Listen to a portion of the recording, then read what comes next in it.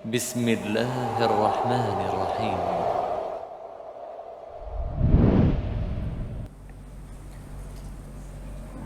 قال تعالى: يا أيها الذين آمنوا اتقوا الله حق تقاته ولا تموتن إلا وأنتم مسلمون. وقال: يا أيها الناس اتقوا ربكم الذي خلقكم من نفس واحدة وخلق منها زوجها وبث منهما رجالا كثيرا ونساء واتقوا الله الذي تساءلون به والأرحام إن الله كان عليكم رقيبا. يا أيها الذين آمنوا اتقوا الله وقولوا قولا سديدا يصلح لكم أعمالكم ويغفر لكم ذنوبكم ومن يطع الله ورسوله فقد فاز فوزا عظيما.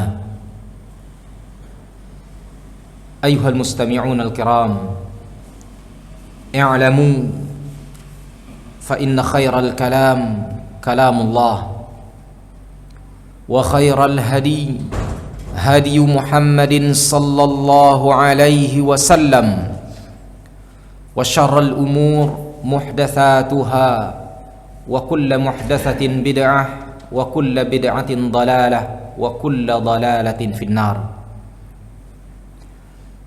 Kaum muslimin yang dimuliakan Allah, bersyukur kita atas limpahan rahmat dan karunia dari Allah Subhanahu wa taala.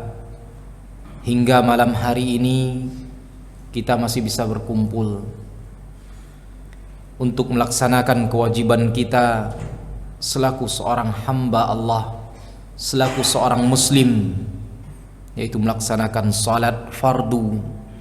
Kemudian kita gunakan waktu kita, kesempatan yang Allah berikan kepada kita untuk mendalami agama kita, mendalami Al-Quran dan mendalami sunnah Rasulullah sallallahu alaihi wasallam, dan tentunya dalam rangka mensyukuri nikmat yang telah Allah Subhanahu wa taala berikan kepada kita semua.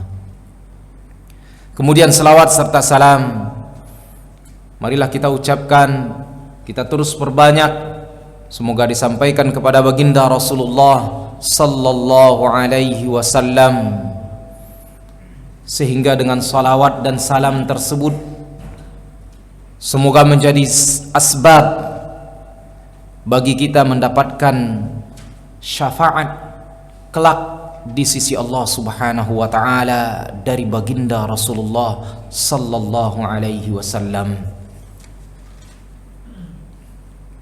Kaum muslimin yang dimuliakan Allah, lanjutan dari pembahasan kitab Kashfis Syubuhat, Syekh Muhammad bin Abdul Wahhab mengajarkan kepada kita bagaimana menjawab syubuhat-syubuhat atau dalil-dalil, argumen-argumen yang sering dilontarkan oleh orang-orang yang suka mendatangi kuburan dengan tujuan meminta kepada ahli kubur tersebut. Kemudian mereka memperkuat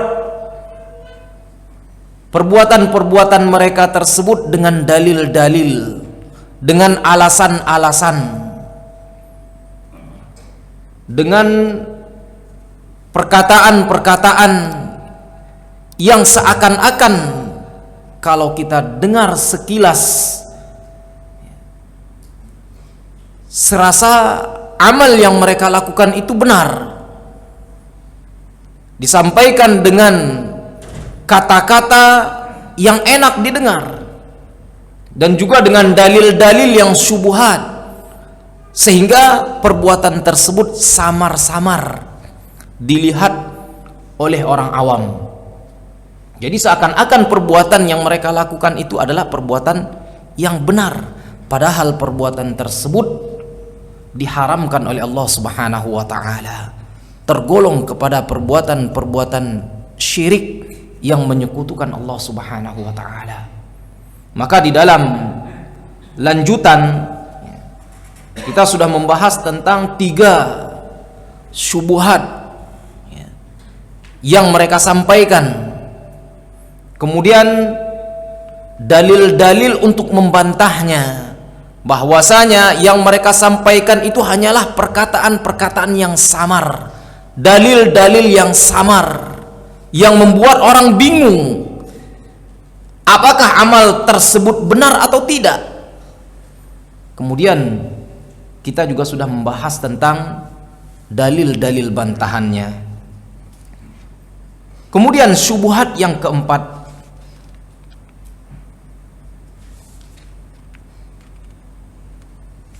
Syekh Muhammad bin Abdul Wahhab mengatakan, fa in qala ana la a'budu illallah wa hadha al-iltija'u ila as-salihin wa du'a'uhum laysa bi'ibadah. Ini sebuah perkataan syubhat yang perlu kita pahami.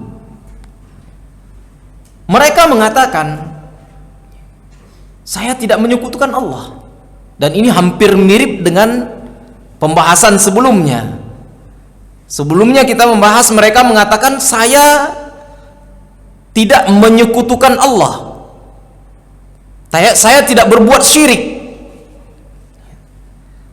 Kemudian di syubhat yang ketiga ini atau yang keempat ini, mereka mengatakan, saya tidak menyembah dan tidak berdoa, tidak meminta kecuali hanya kepada Allah. Jadi hampir mirip. Kemudian mereka mengatakan, hadzal iltija' ila as-salihin wa du'ahum laisa bi'ibadah. Mendatangi, meminta kepada orang-orang saleh atau berdoa meminta kepada mereka bukanlah sesuatu ibadah. Maka di sini hampir mirip dengan pembahasan yang sebelumnya. Hanya saja yang sebelumnya mereka mengatakan la usyriku billah, saya tidak menyekutukan Allah.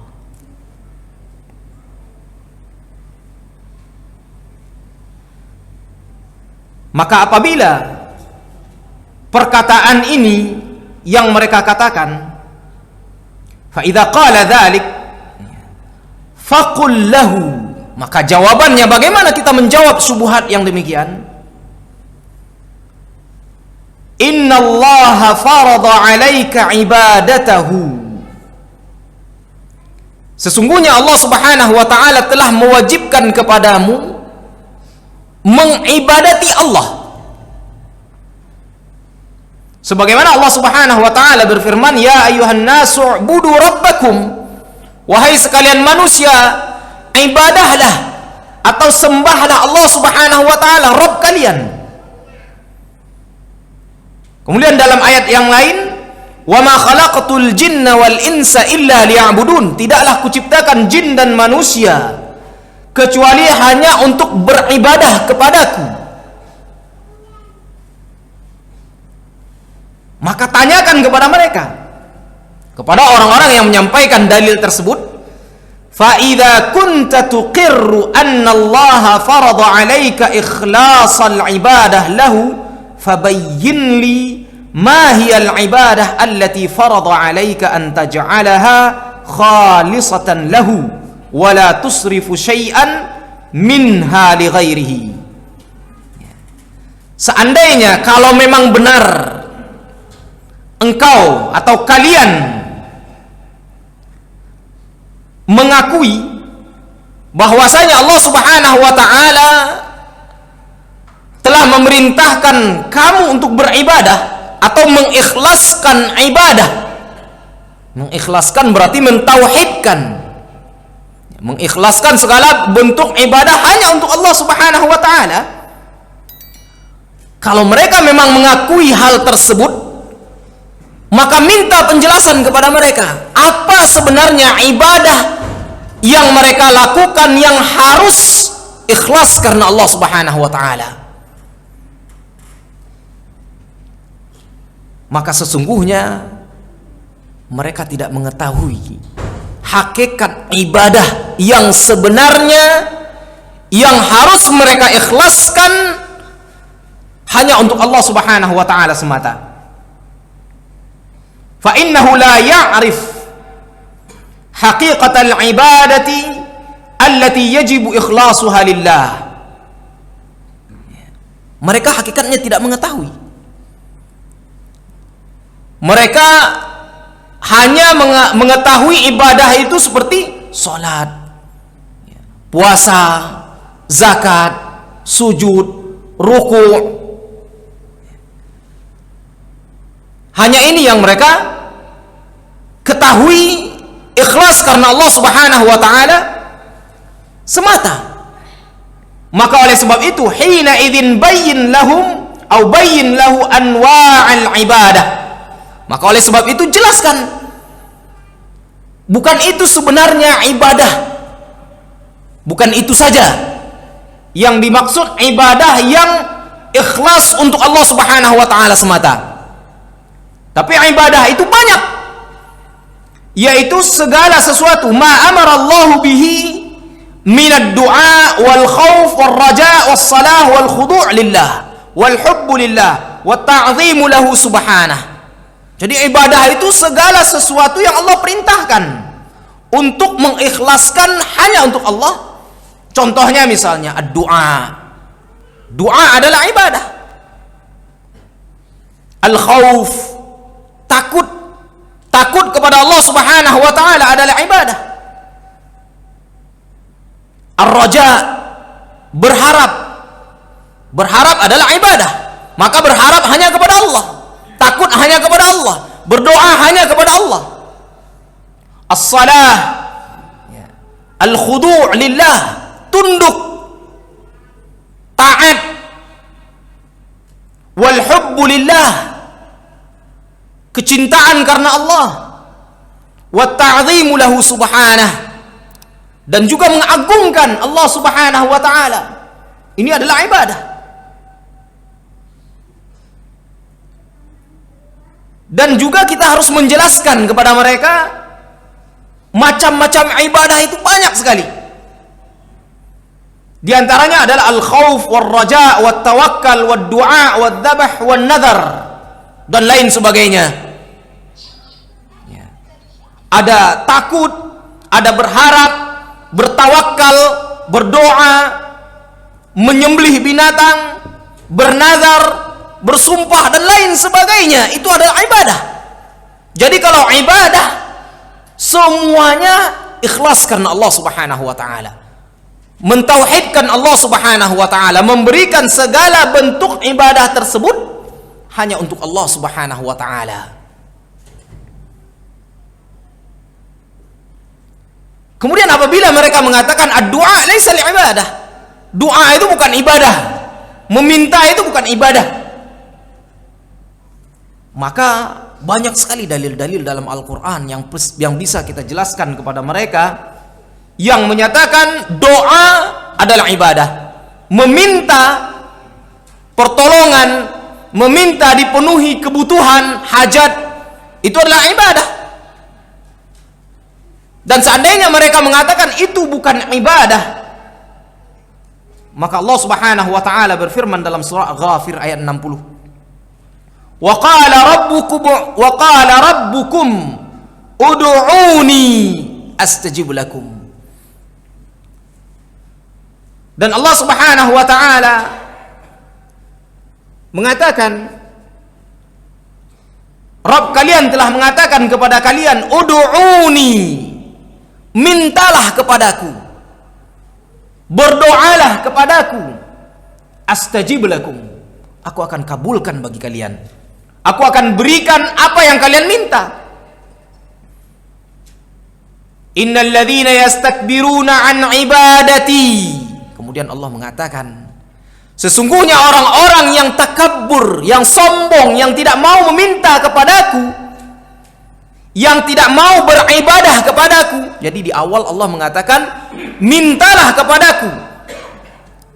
Dan siapa yang tidak mau beribadah kepadaku, berarti doa tadi, meminta tadi adalah ibadah. Dan yang tidak mau meminta kepada Allah Subhanahu wa taala, Allah mengancam mereka, sayadkhuluna jahannama dakhirin.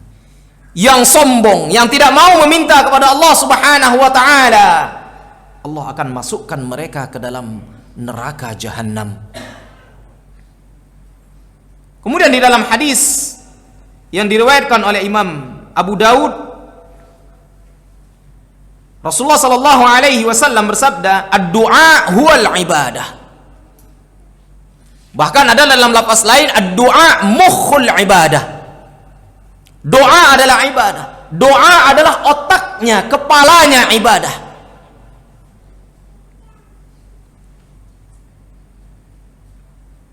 Dan juga di dalam ayat-ayat yang lain Allah Subhanahu wa taala memerintahkan hamba-hambanya agar meminta kepada Allah Subhanahu wa taala. Berdoa hanya kepada Allah Subhanahu wa taala. Dalam surah Al-A'raf ayat 55 Allah berfirman, ud'u rabbakum tadarru'an wa khufyah innahu la yuhibbul mu'tadin. Mintalah kepada Rabb kalian, berdoalah kepada Rabb kalian dengan ketundukan dan juga dengan kerendahan atau dengan suara yang pelan. Dan Allah Subhanahu wa taala tidak mencintai orang-orang yang berlebih-lebihan atau melampaui batas. Dan Allah Subhanahu wa taala di dalam ayat yang lain juga sering memuji orang-orang yang senantiasa berdoa meminta kepada Allah Subhanahu wa taala.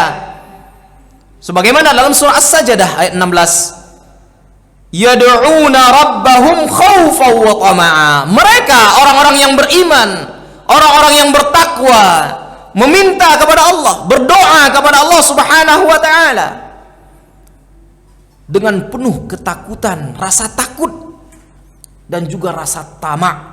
Tamak itu terus menerus, tidak putus asa, terus menerus meminta kepada Allah Subhanahu wa taala. Tidak merasa puas dalam meminta kepada Allah Subhanahu wa taala. Dan juga di dalam surah Al-Anbiya ayat 90, wa yad'unana raghaban wa rahaba. Mereka meminta kepada kami, kepada Allah Subhanahu wa taala, raghaban wa rahaba, dengan penuh rasa harap, kecintaan, berharap kepada Allah Subhanahu wa taala dan juga rasa takut. Maka Allah Subhanahu wa taala memerintahkan hamba-hambanya agar meminta kepada Allah Subhanahu wa taala.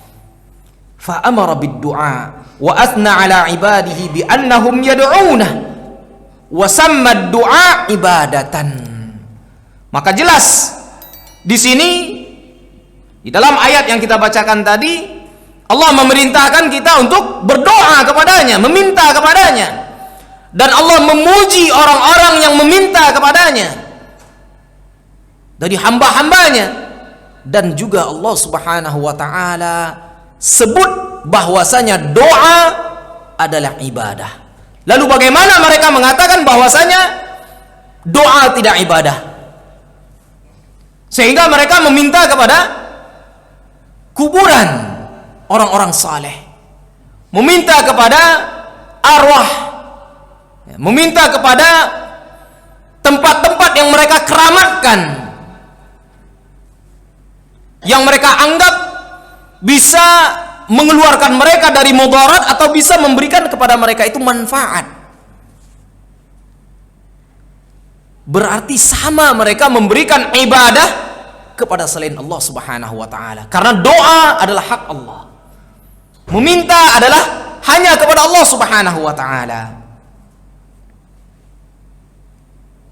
Fa idza tabayyana anna ad-du'a ibadatan faqul lahum idza tabayyana laka bihadha ad-dalil anna ad-du'a ibadatan fa innaka idza da'awta Allah lailan wa nahara thumma da'awta ma'ahu ghairahu alasta qad asyrakta ma'ahu fi ibadati. Maka dengan kita menyampaikan dalil-dalil tadi, kalau sudah mereka tahu bahwasanya doa adalah ibadah, sudah mereka akui bahwasanya doa adalah ibadah karena banyak sekali dalilnya, maka jelaskan kepada mereka, kalau memang doa itu adalah ibadah, engkau meminta kepada Allah Subhanahu wa taala siang dan malam, setiap saat, setiap hari, kemudian di sisi yang lain engkau meminta kepada selain Allah Subhanahu wa taala, engkau meminta kepada kuburan misalnya, engkau meminta kepada arwah, kepada jin misalnya, engkau meminta kepada roh ini, atau pohon ini yang dikeramatkan, atau wali ini yang sudah lama meninggal kemudian didatangi kuburannya, minta kepada mereka, maka sama saja kita memberikan ibadah. Setelah kita memberikan ibadah kepada Allah, kita berikan kepada yang lain, sama kita menyekutukan Allah Subhanahu wa taala. Karena ibadah adalah hak Allah. Karena kita mengetahui sebelumnya, ya, di pembahasan-pembahasan yang lalu, bahwasanya syirik itu bukan hanya datang ke dukun saja, bukan hanya kerjasama dengan jin saja. Syirik itu apa? Taswiyatu ghairillah billah fima huwa min khasaisillah. Menyamakan Allah dengan selain Allah. Menyamakan selain Allah dengan Allah. Dalam perkara apa? Dalam perkara yang merupakan kekhususan Allah Subhanahu wa taala. Ini syirik. Doa milik Allah. Harusnya kita minta kepada Allah, kita minta kepada yang lain. Kalau sholat udah jelas, nggak mungkin mereka sholat kepada selain Allah. Maka yang sering terjadi itu adalah doa. Syekh Muhammad bin Abdul Wahhab memberikan permisalan yang pertama adalah doa.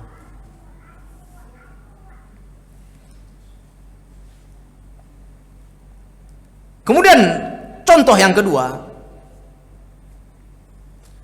wa minal amsilatil ukhra allati dzakaraha asy-syekh adz-dzabhu. Syekh Muhammad bin Abdul Wahhab memberikan permisalan yang kedua karena ini yang paling sering terjadi. Doa, kemudian adz-dzabhu, menyembelih. Menyembelih binatang, apapun itu. Baik itu ayam, ya, kambing, sapi, kerbau, ya, untuk selain Allah Subhanahu wa taala. Kalau menyembelih, berkorban untuk Allah Subhanahu wa taala adalah ibadah. Sebagaimana Allah Subhanahu wa taala berfirman dalam surah Al-Kautsar, "Fasalli li rabbika wanhar." Salatlah kamu untuk Rabbmu dan berkorbanlah. Berarti berkorban adalah ibadah. Jangan anggap kita menyembelih kambing, menyembelih sapi, menyembelih kerbau dan lain sebagainya bukan ibadah. Menyembelih adalah ibadah, dan menyembelih dan ibadah adalah hak Allah. Berarti menyembelih hanya untuk Allah. Apabila ini dipalingkan kepada selain Allah, berarti kita menyamakan hak Allah dengan makhluknya, dengan yang lain. Faqad amara Allah fi hadhihi al-ayah bis-salati wan-nahri wa bihadza na'lam anna an-nahra ibadatun. Maka di dalam ayat ini Allah Subhanahu wa taala memerintahkan kita untuk salat. Kemudian memerintahkan kita untuk berkorban, wanhar, menyembelih. Maka jelas bahwasanya berkorban itu atau menyembelih itu adalah ibadah. Li'anna Allah amara bihi. Karena Allah yang memerintahkannya. Fa idza dzabhta lillah wa naharta lillah min udhiyatin aw ghairiha thumma dzabhta li nabiyyin aw jinniyin aw malakin aw sanamin Afalaisa hadza syirkan fil ibadah? Jadi kita tahu tadi menyembelih adalah ibadah. Maka apabila kita menyembelih untuk Allah dari uduhiyah kita, kurban kita misalnya, atau menyembelih biasa, bukan kurban di bulan haji misalnya, kurban biasa kita menyembelih kambing atau menyembelih ayam misalnya, bebek misalnya, atau yang lain. Karena menyembelih itu adalah ibadah. Kalau enggak kita atasnamakan Allah, haram jadinya.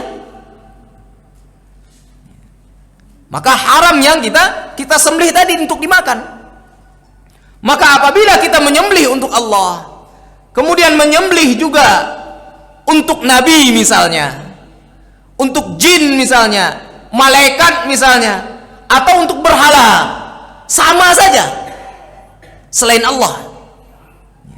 Jadi kalau kita samakan perbuatan mereka dengan perbuatan orang-orang kafir Mekah misalnya, wah nggak sama katanya. Mereka menyembelih untuk berhala, tapi kita menyembelih untuk siapa misalnya? Nah, misalnya untuk jin kah itu? Untuk arwah orang soleh kah itu? Untuk nabi kah itu? Bahkan untuk malaikat, sama saja menyembelih untuk selain Allah. Karena itu adalah hak Allah Subhanahu wa ta'ala. Afalaisa hadza syirkan fil ibadah? Bukankah ini termasuk syirik di dalam ibadah? Termasuk perbuatan syirik di dalam ibadah. Haitsu qad taqarrara anna an-nahra ibadah. Karena kita mengikrarkan, meyakini bahwasanya menyembelih itu adalah ibadah. Ya kalau ibadah berarti ikhlas lillahi subhanahu wa ta'ala, hanya untuk Allah. Terkadang kita menganggapnya bukan ibadah. Ya.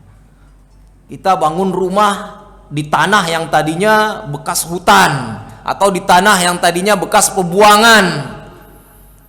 Ya. Karena diganggu atau takut diganggu atau khawatir diganggu oleh penghuninya dari bangsa apapun itu.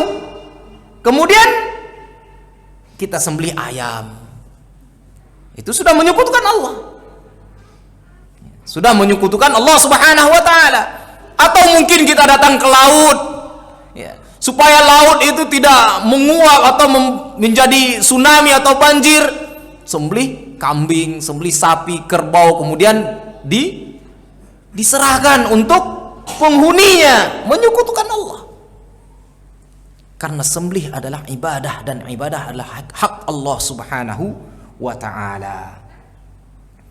Maka kalau ini kita katakan, tentu mereka akan menjawab iya.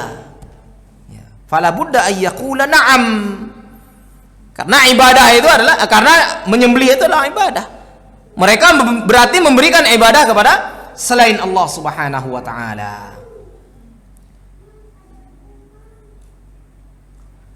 Li'annahu idza sallama anna an-nahra lillahi ibadatun fala budda an yakuna an-nahra li ghairi llahi syirkan. Kalau seandainya sudah mereka benarkan itu adalah ibadah, maka menyembelih kepada selain Allah adalah syirik, menyekutukan Allah Subhanahu wa ta'ala dengan yang lain. Haitsu hiya ibadatun li ghairihi ma'ahu subhanah. Karena kita berikan ibadah tersebut atau sembelihan tersebut kepada selain Allah Subhanahu wa ta'ala. Wa hakadha yuqalu fi amsilatin ukhra. Begitu cara menjelaskan kepada mereka yang sudah mungkin lama di dalam syubhat-syubhat tersebut, perkara-perkara yang samar tersebut dalam segala macam ibadah. Bukan hanya doa, bukan hanya menyembelih saja, tapi semua ibadah. Kita jelaskan demikian. Contohnya misalnya, kita meminta untuk disembuhkan. Yang menyembuhkan adalah Allah. Kita minta rezeki, yang memberi rezeki adalah Allah. Kita minta syafaat, yang memiliki syafaat adalah Allah. dan lain sebagainya. Maka hendaklah dalam segala bentuk ibadah hanya untuk Allah Subhanahu wa taala. Inilah yang disebut dengan ikhlasul ibadah lillah, atau yang disebut dengan tauhidil uluhiyah. Mentauhidkan Allah Subhanahu wa taala dengan dalam segala bentuk ibadah hanya untuk Allah Subhanahu wa taala. Contoh yang lain misalnya at-tawaf bil bait, ibadah karena Allah Subhanahu wa taala memerintahkan kita untuk tawaf di Ka'bah. Lalu bagaimana misalnya kita tawaf di sekeliling berhala? Maka ini adalah perbuatan syirik dan juga termasuk bid'ah. Tidak ada perintah dari Allah Subhanahu wa taala dan Rasulnya. Kemudian waliltija'u fir rakha'i aw 'inda asyada'idi ila as-salihina al-mauta aw ila as-salihin al-ahya'a fima la yaqdiru 'alaihi illa Allah syirkun. Maka kesimpulannya, mendatangi, meminta, berharap kepada orang-orang saleh, baik itu yang sudah mati ataupun orang saleh yang masih hidup tapi dalam perkara yang dia tidak mampu. Contohnya tadi, kita minta untuk disembuhkan penyakit kita. Berbeda dengan kita minta doa kepadanya, dia sanggup mendoakan kita. Atau minta tolong misalnya kita angkatkan barang misalnya, ambilkan sesuatu, meminta sesuatu yang dimampui oleh orang yang hidup tadi. Berbeda pembahasannya, tidak termasuk dalam pembahasan yang kita bahas pada saat ini. Wa ammal iltija'u ila al-makhluq fima la yaqdiru alaihi fima yaqdiru alaihi fa hadha syai'un akhar. Jadi kalau kita meminta, berharap kepada makhluk dan makhluk itu mampu melakukannya, seperti kita minta tolong hal-hal yang lain, maka ini tidak termasuk dalam pembahasan kita. Ini di luar pembahasan syirik. Faman yaqa'u fi shiddatin aw karbin aw yakhaf min adu fayaltaji'u ila man yaqdir ala daf'i aduwihi anhu wa yukhallisuhu minhu. Contohnya apa? Umpamanya dia sedang kesusahan, sedang kepepet misalnya, datang ke seseorang minta tolong bantu dia, kemudian dibantu sehingga dia keluar dari kesempitan dia. Ini beda permasalahannya. Atau misalnya dia takut dari musuh yang akan menyerangnya, mungkin dia akan dikeroyok atau dibunuh, kemudian datang kepada orang yang bisa melindungi dia, maka orang itu memberikan perlindungan. Nah, ini beda juga pembahasannya, tidak masuk dalam pembahasan kesyirikan yang tadi. Taib. Ini syubhat yang keempat. Kemudian syubhat yang kelima, dan ini sering terjadi, bahkan dalil mereka sangat kuat. Qala Syekh rahimahullah, fa in qala laka atunkiru syafa'ah atau atunkiru syafa'atar rasul wa tabarra'a minha. Ketika kita sampaikan, mereka datang ke kuburan wali misalnya, ke kuburan orang saleh misalnya, atau ke kuburan nabi misalnya, siapapun itu, atau mereka minta kepada malaikat misalnya, minta syafaat. Tujuannya adalah minta syafaat kepada nabi, minta syafaat kepada malaikat misalnya, karena malaikat bisa memberikan syafaat, nabi bisa memberikan syafaat. Apalagi Rasulullah sallallahu alaihi wasallam memiliki syafaat. Wali-wali orang-orang yang saleh memiliki syafaat. Kemudian mereka mengatakan kepada kita, atunkiru syafa'ah atau syafa'atul Rasul? Apakah kamu mengingkari syafaat? Nah, bukankah syafaat itu ada?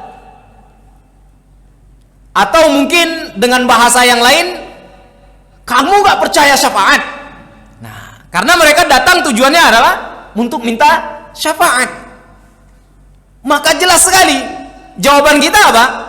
Faqul lahu la unkir wa la atabarra minha. Saya tidak mengingkari syafaat. Syafaat itu benar. Syafaat itu ada. Nabi bisa memberikan syafaat. Dalilnya banyak sekali. Malaikat memberikan syafaat. Bahkan anak kecil bisa memberikan syafaat kepada orang tuanya.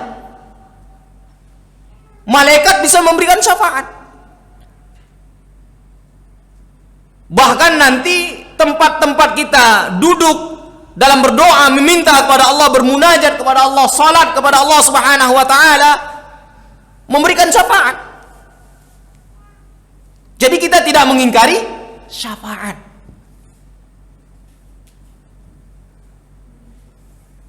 Akan tetapi, di sini ada penjelasannya. Ini subuhat yang biasa disampaikan oleh orang-orang yang biasa datang untuk mintanya syafaat. Baik itu datangi kuburan Nabi, kuburan wali, kuburan orang saleh, dan kuburan-kuburan yang lain. Selalu doanya di situ minta syafaat. Dan kita tidak mengingkari syafaat tersebut. Syafaat itu adalah perkara yang nyata dan ada dan banyak sekali dalilnya. Dan kita katakan kepada mereka, inna syafa'atan Nabi sallallahu alaihi wasallam haqqun. Fahuwa syafi'ul musyaffa' wa huwa sayyidus syufa'a walahu syafa'atun. Jadi syafaat Nabi sallallahu alaihi wasallam itu hak, benar adanya. Begitu juga dengan malaikat, orang saleh, wali-wali Allah Subhanahu wa taala, benar adanya. Bahkan anak kepada orang tua benar adanya. Bahkan Nabi sallallahu alaihi wasallam asy-syafi'ul musyaffa', yang bisa memberikan syafaat, dan Allah perintahkan beliau untuk memberikan syafaat. Allah izinkan beliau untuk memberikan syafaat. Bahkan beliau adalah sayyidus syufa'a. Sayyidus syufa'a. Ketika manusia dikumpulkan di mahsyar, tidak satu pun yang bisa memberikan syafaat. Beliau mengatakan, ana sayyidul khalaik, ana sayyidu waladi Adam yaumal qiyamah. Karena ketika manusia dikumpulkan di mahsyar, mereka dalam keadaan kesusahan, matahari didekatkan di atas kepala mereka 1 mil, keringat membasahi mereka, ada yang sampai ke tumitnya, ada yang sampai ke lututnya, ada yang sampai ke pinggangnya, bahkan ada yang tenggelam dengan keringatnya sesuai dengan amal mereka di dunia. Dan tidak ada yang bisa memberikan syafaat satu pun. Mereka datang kepada Nabi Adam mengadukan, anta abal bashar, minta syafaat. Nabi Adam tidak bisa memberikan syafaat. Nafsi nafsi. Mereka datang kepada Nabi Nuh alaihi salam, awalur rusul, rasul yang pertama. Nuh pun mengatakan nafsi nafsi. Mereka datang kepada Nabi Ibrahim Khalilullah, Nabi Ibrahim pun mengatakan nafsi nafsi. Mereka datang kepada Nabi Musa, Nabi Isa, semuanya mengatakan nafsi nafsi. Tidak satu pun yang bisa memberikan syafaat. Disitulah Rasulullah sallallahu alaihi wasallam menjadi sayyidus syufa'a. Semua mereka datang kepada Nabi Muhammad sallallahu alaihi wasallam. Nabi Muhammad langsung menghadap Allah, dan itu pun tidak langsung meminta syafaat. beliau bersujud memuji Allah Subhanahu wa taala, hamidallah wa asna alaih. Kemudian baru Allah katakan, ya Muhammad, irfa' ra'sak, sal tu'ta, isfa' tusyaffa'. Wahai Nabi, angkat kepadamu, mintalah apapun yang engkau minta, akan diberikan. Berikanlah syafaat kepada mereka, engkau bisa memberikan syafaat. Nabi Muhammad sallallahu alaihi wasallam sayyidus syufa'a, dan beliau memiliki syafaat yang sangat banyak. Itu adalah syafaatul uzma yang satu-satunya dimiliki oleh Nabi sallallahu alaihi wasallam, dan beliau memiliki syafaat-syafaat yang lain yang sangat banyak. Jam berapa? Maghrib? Masuk. Ya, kita azan dulu, nanti insyaallah kita lanjutkan. Maka dari sini kita menjawab, setelah kita menjawab bahwasanya syafaatun Nabi hak, bahkan beliau adalah asy-syafi'ul musyaffa' wa sayyidus syufa'a. Lakin ma'a hadzal iqrar bi syafa'ati Rasul sallallahu alaihi wasallam yajibu an na'lam anna asy-syafa'ata yaumal qiyamati la takunu illa bi syartain. Kita ikrarkan, kita benarkan bahwasanya syafaat itu hak, baik itu dari Rasul, dari Nabi Muhammad SAW, dari malaikat, dari orang-orang saleh, dari anak kepada ibunya, ke orang tuanya, atau dari rekan kepada rekannya yang lain, sahabatnya yang dulu mereka satu majelis, yang dulu mereka sholat berjemaah, yang dulu mereka puasa bersama, buka puasa bersama, mengaji bersama, satu sama lain bisa memberikan syafaat kepada teman-temannya, rekan-rekannya, dan itu hak ada. Akan tetapi syafaat di hari kiamat tersebut ada syaratnya. Sekurang-kurangnya ada dua syaratnya. Yang pertama adalah biidnillahi lisyafi'. Allah izinkan kepada si pemberi syafaat. Kita lihat kisah Nabi SAW tadi. Ketika semua manusia mendatangi Nabi Adam, Nabi Nuh, Nabi Musa, Nabi Isa, Nabi Ibrahim, semua mereka mengatakan tidak bisa, nafsi-nafsi.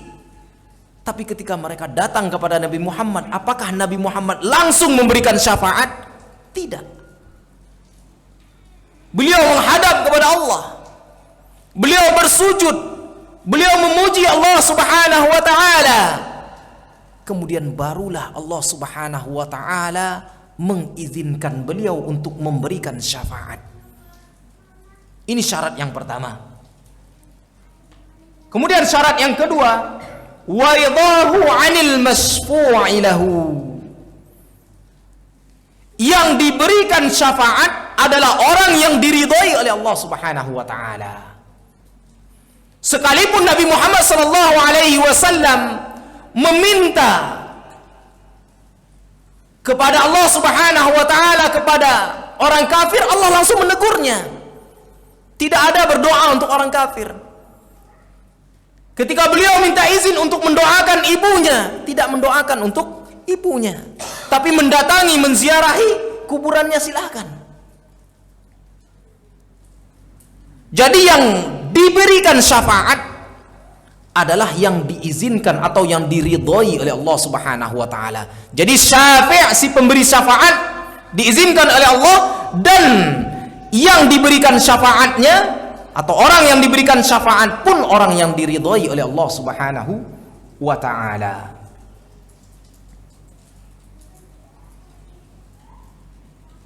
Sebagaimana Allah Subhanahu wa ta'ala berfirman dalam surah Al-Baqarah ayat 255, man dzalladzi yashfa'u 'indahu illa bi'idnih.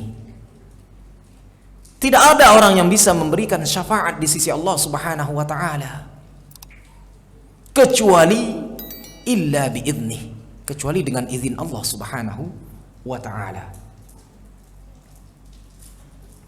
Ay la ahada yashfa'u 'indahu illa bi'idnihi. Maksudnya adalah tidak seorang pun yang bisa memberikan syafaat di sisi Allah tanpa izin Allah Subhanahu wa taala.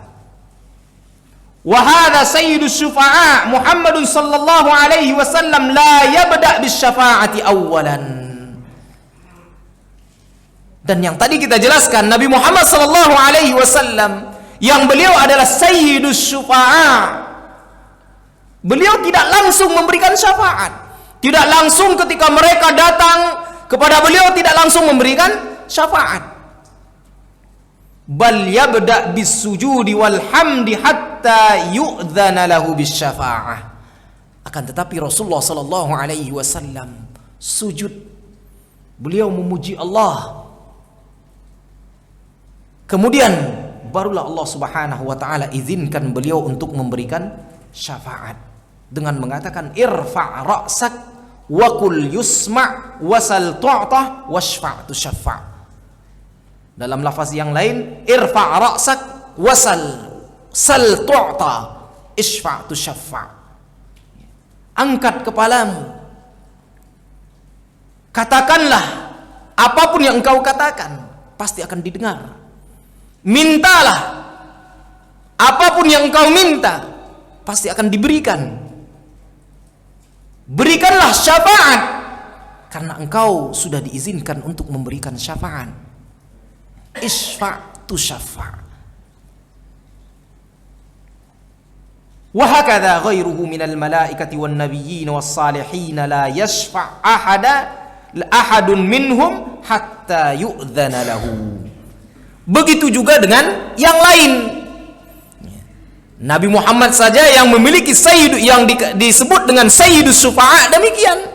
Begitu juga dengan para malaikat, para nabi, orang-orang saleh, anak kepada orang tuanya, rekan kepada rekannya.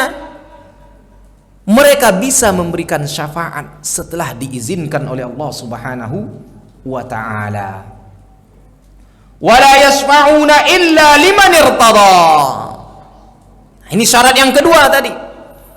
Dan mereka pun tidak bisa memberikan syafaat kecuali kepada orang yang Allah Subhanahu wa taala ridhai. Kama qala subhanahu wala yashfa'una illa liman irtada. Surah Al-Anbiya ayat 28. Dan mereka tidak bisa memberikan syafaat kecuali kepada orang yang Allah Subhanahu wa taala ridhai. Wa huwa subhanahu la yarda illa ahlut tauhid. Ini yang perlu kita ingat. Tidak semua bisa memberikan syafaat. Misalnya anak kepada orang tua, nggak bisa semuanya. Kalau anaknya muwahhid, ahli tauhid, berarti dia diizinkan memberikan syafaat. Tapi kalau misalnya orang tuanya ahli syirik misalnya, berarti tidak diridhai oleh Allah Subhanahu wa taala. Tidak bisa memberikan syafaat kepada orang tua yang berbuat syirik.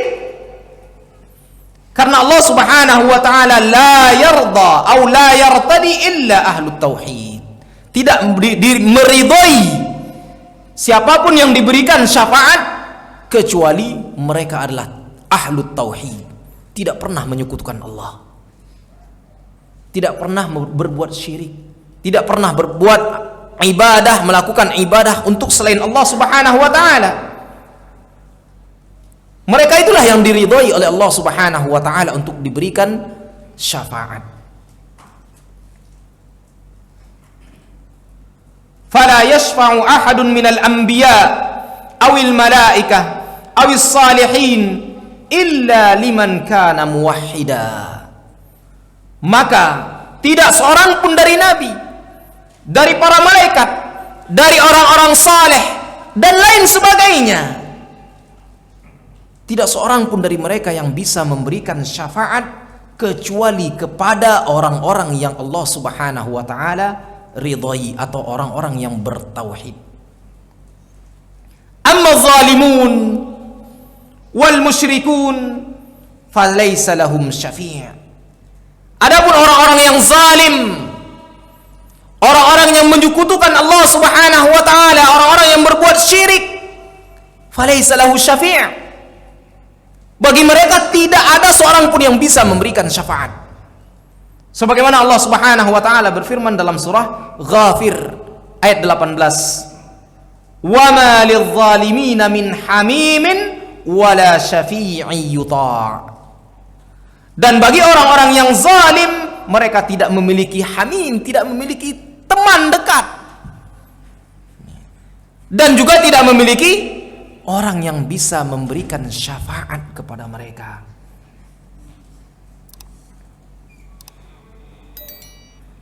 Maka jelaskan lagi kepada mereka, idza arafta anna asy-syafa'ata yaumal qiyamati la takunu illa bi idnihi ta'ala lisy-syafi' wa ridahu 'anil masyfu'i lahu, 'alimta anna asy-syafa'ata kulluha atau anna asy-syafa'ata kullaha lillahi fatlubha minallah. Ini kesimpulannya. Kita ambil sedikit satu paragraf lagi. Jadi kalau kita tahu bahwasanya syafaat ada syaratnya di hari kiamat. Yang pertama tadi, izin Allah kepada yang memberikan syafaat. Kemudian yang kedua, ridho Allah kepada yang diberikan syafaat. Dan orang yang diridhoi oleh Allah Subhanahu wa taala adalah orang-orang yang bertauhid. Maka kesimpulannya apa? Kesimpulannya, syafaat semuanya milik Allah. Semua syafaat adalah milik Allah. Dalam ayat yang sangat banyak disebutkan anna syafa'ata lillahi jami'a. Syafaat itu milik Allah Subhanahu wa taala. Berarti Nabi pun tidak memilikinya, Allah yang memberikan. Para malaikat pun Allah yang memberikan. Semua syafaat milik Allah, dan yang lain diizinkan oleh Allah Subhanahu wa taala untuk memberikan syafaat terhadap orang-orang yang diridhoi oleh Allah Subhanahu wa taala. Ini intinya. Maka kalau kita mengetahui bahwasanya Allah pemilik syafaat, maka mintalah syafaat itu kepada Allah, bukan kepada Nabi, bukan minta syafaat kepada Nabi, bukan minta syafaat kepada wali, orang-orang saleh ke kuburannya, tidak, tapi minta syafaat kepada Allah Subhanahu wa taala. Jadi kalau kita misalnya membahas perkara ini, jangan minta kepada Nabi, maksudnya karena Nabi sudah meninggal. Jangan minta kepada wali, karena walinya sudah meninggal, kita datangi kuburannya. Jangan minta kepada orang saleh, orang salehnya udah meninggal. Kalau masih hidup, walinya kita tahu nih orang saleh ini. Nabi, di saat Nabi hidup, para sahabat banyak yang minta doa. Di antaranya adalah Uqasyah. Ketika Nabi SAW menjelaskan tentang 70.000 yadkhulunal jannata bighairi hisab, 70.000, satu kelompok 70.000 masuk surga tanpa hisab. Maka Uqasyah meminta kepada Nabi apa? Ya Rasulullah, wahai Rasulullah, mintakan kepada Allah supaya saya salah satu di antara 60.000 tadi, 70.000 tadi. Maka Rasul meminta kepada Allah dan mengatakan kepada Uqasyah, anta minhum, kamu termasuk salah satu di antara mereka. Begitu juga dengan orang saleh. Kalau orang salehnya masih hidup, kita datang, Ustadz, Kiai misalnya, doakan saya. Ini beda ceritanya. Kita pembahasannya tadi yang sudah meninggal, datang ke kuburannya, minta syafaat di sana.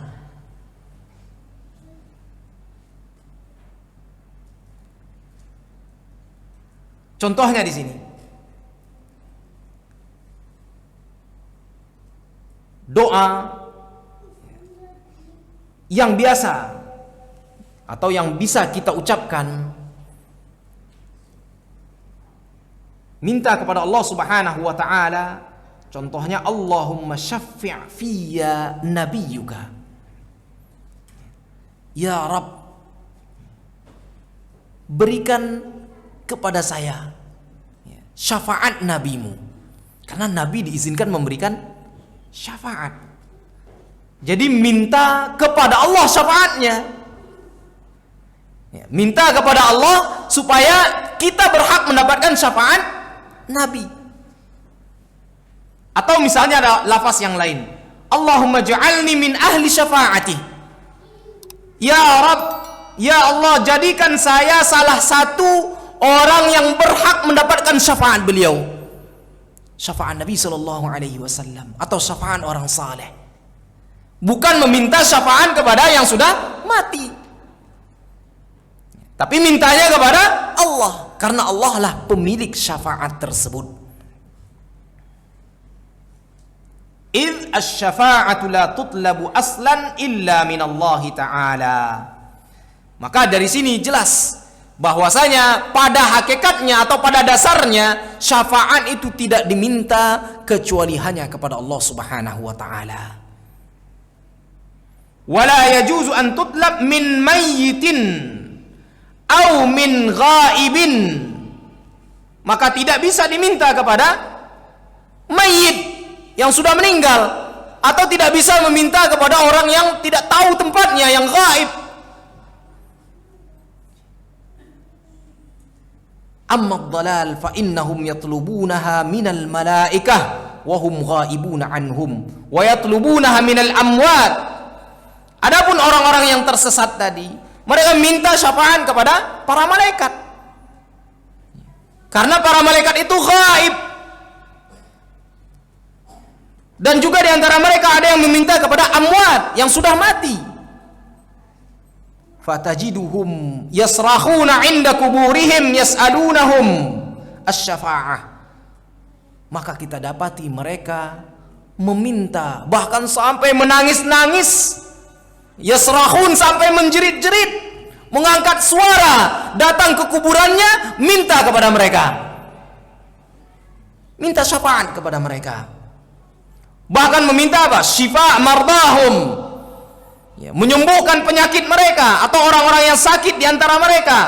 Wa nasarahum 'alal a'da, dan juga minta supaya mereka ditolong dari musuh-musuh mereka. Wa manahahum ma yahtajuna ilaih, dan bisa memberikan kepada mereka apa yang mereka butuhkan. Wa yadullu ayatawajjahu ilallahi yatawajjahuna ilal amwati al-murtahinuna fi quburihim wa hadha minad dhalalil mubin.